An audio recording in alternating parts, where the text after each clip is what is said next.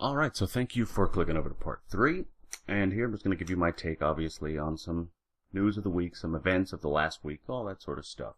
Anything that comes to my mind, actually. It doesn't have to be just something that happened in the last week. But in this case, it happens to be. And the first thing I want to talk about is Golovkin. Gennady Triple G Golovkin. Everyone's talking about the guy. He stops everyone he faces. He's passed every test thus far with virtually flying colors. I mean, the guy really at this point seems unstoppable at 160 pounds. 168, things get a little more interesting. How well does he take as hard a punch? You know, someone like Froch, even if pound for pound he's not as hard a puncher. Carl Froch punches with 8 extra pounds. He's been doing that for virtually his entire career. That does account for something in boxing.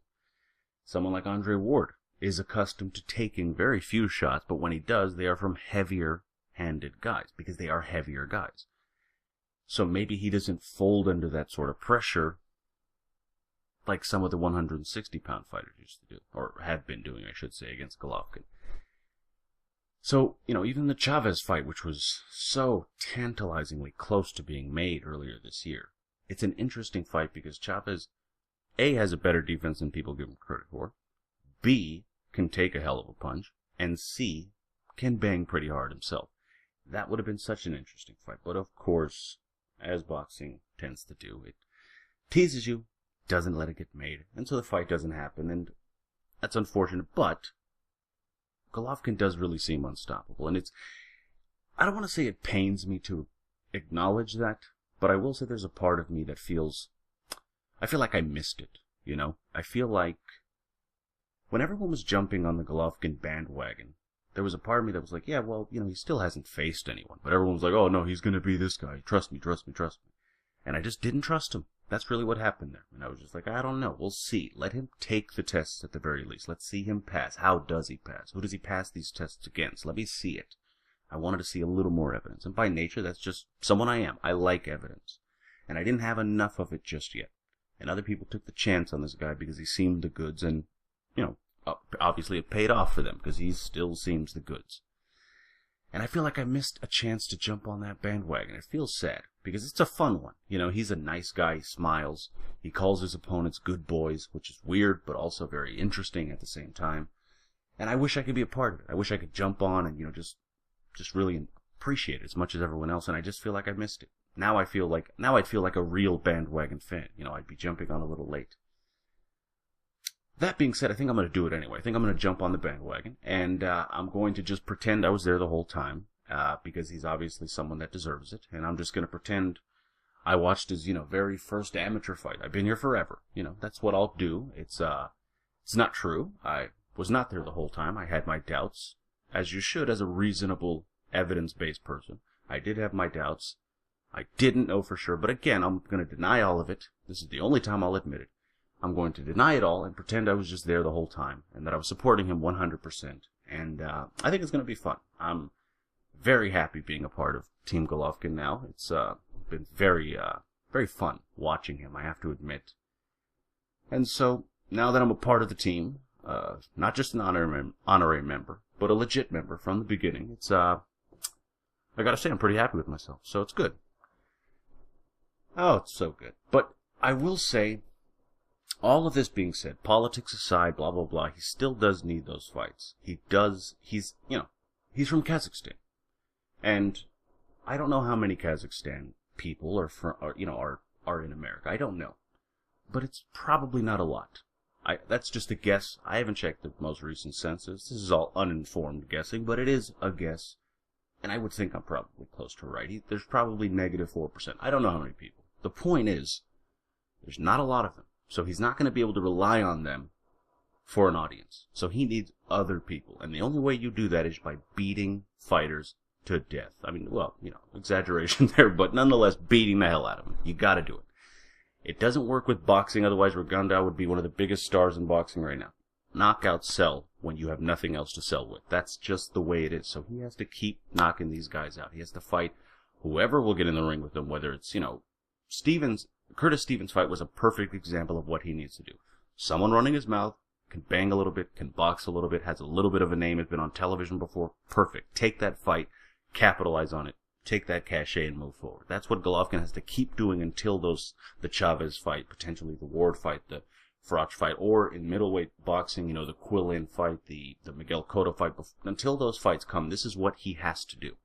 And it's unfortunate that it works this way, because someone of his talent would at the very least be interesting enough for me to pay to see. If he was fighting, locally here, I would definitely want to see it, but that's just not the way look, casual fans feed the sport, and that's not the way they think all the time.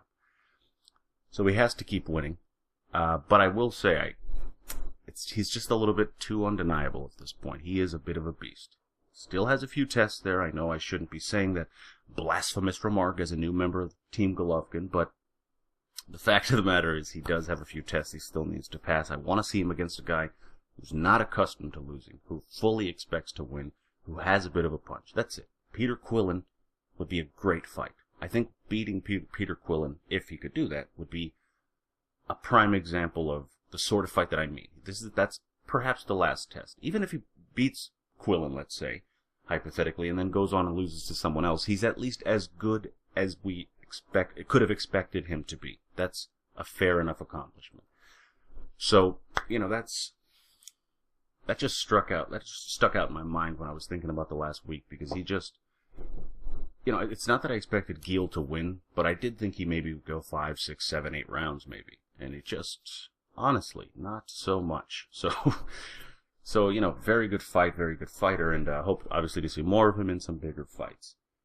The other thing that struck me was Deontay Wilder taking a shot at the Bryant Jennings versus Mike Perez fight. He said, this is why, effectively, I'm paraphrasing here, this is why people appreciate me, a knockout artist, because when they see other heavyweight fights that are not as exciting, obviously by comparison he's suggesting that they get a little more bang for their buck, if you will, watching him. Now, I will admit, he knocks out everyone. 31-0, 31 knockouts. 100% KO ratio. That's a little too hard to deny. I will admit that. However, he's fought Malik Scott in a very strange fight, and that's about the extent of the impressive portion of his resume. I mean, we have to acknowledge that as well. I like the kid. He seems like a good fighter. Seems like or at the very least a good puncher. I would like to see more wrinkles in his actual style and fighting game, but that's a different issue. But I mean, to talk badly about a fight, the sort of fight that Wilder has yet to take part in, that doesn't totally sit well with me, if I'm being honest. I like Wilder again, but to be able to sit there and say, like, oh yeah, this sort of tough fight where you have to earn the win and it's against a guy who doesn't want to lose, oh, that's boring, just watch me knock out a bum. Like, I just don't, I don't really see the exact value in watching that 31 times. And again, the Scott fight is his best win, but I don't know what the hell happened there, but Scott took one single punch and just folded, I guess. I don't know what it is. That's the best case scenario. Worst case scenario is something that you don't even want to mention because it sounds a little bad, but that's the worst thing that could happen. Whatever influence might have made that happen, that would be the worst thing. The best thing is he fought someone who we thought was a little bit better, but folded under a single solitary blow that didn't even look that hard. That's the best case scenario. So it really couldn't be considered that great a win. Credit for taking the fight, but it's not that great a win. So it's just a bit of a weird thing for someone to take. Look, if you've been there, done that, then take any shot you want. I don't care. But if you haven't been there, you haven't yet done that, it seems a bit strange to be talking so much about it. I mean, I've read a couple reports, so it's not that much talking. But still, why mention it at all? Just keep fighting your fights. You got potentially Bermane Stiverne, WBC title is up next, so just focus on that fight. No reason to take shots at two guys who actually put themselves out there and try to advance their careers by fighting someone similar to them, someone who was not accustomed to losing, that fully expected to win, and that had a bit of a future in the sport. So credit to Jennings and Perez. Final thing I want to mention here real quick, because it's still ways off, but Kell Brook versus Shawn Porter is the exact sort of fight that I both love and hate. It's going to happen next month, August 16th, I believe, Carson, California, at the StubHub Center, a venue known for having great fights over the last few years. Should be a very interesting fight. And it's the sort of fight you want to see. Two young guys, undefeated, putting it on the line. Just a treasure chest of opportunity at their disposal with a win. And, oh, will it be painful for the loser. So close to that upper echelon of activity that it's really, really has to be looked at as a very, very win-lose fight. One will definitely win, one will definitely lose. And it's a shame because they're two fighters that I've invested time in the sense that I've interviewed Porter in the past. He's a really nice guy. He was very accommodating. He answered the questions just the way you'd want him to. I mean, that's sort of a, you guys don't have to worry about it, but asking the questions and not getting much in response is terrible. And he was very accommodating. So he's a really nice guy. And Brooks seems like a nice kid. He's over there, Sheffield. He's selling them out. He's obviously got a bit of a fan base. You watch these fighters develop and progress in the hopes that they pass the sort of test that they're going to have on August 16th. And you root for them in a certain sense. You do. I mean, there's no denying it. And yet now they're going to be facing each other. So from a fan perspective, from my personal perspective, having rooted for them, having some vested interest in their careers from a fan perspective, it's just painful to know that the other, one will have great success at the expense of the other. It's really unfortunate, but of course, boxing is a very brutal game to its fans and its fighters at times, and such is life. Obviously, I'll be talking a little bit more about that fight, in the coming weeks as the fight gets closer. But yeah, so those are the things that were on my mind a little bit. Just thought I'd share them with you. In any event, that about does it. Be sure to visit 12rounder.com. Send me some comments, or tweets. Please share this. I would greatly appreciate this. Like it, comment, all that sort of stuff. Love to hear from you on Twitter at 12RounderBoxing. And you can visit, of course, 12rounder.com. And you can contact me there.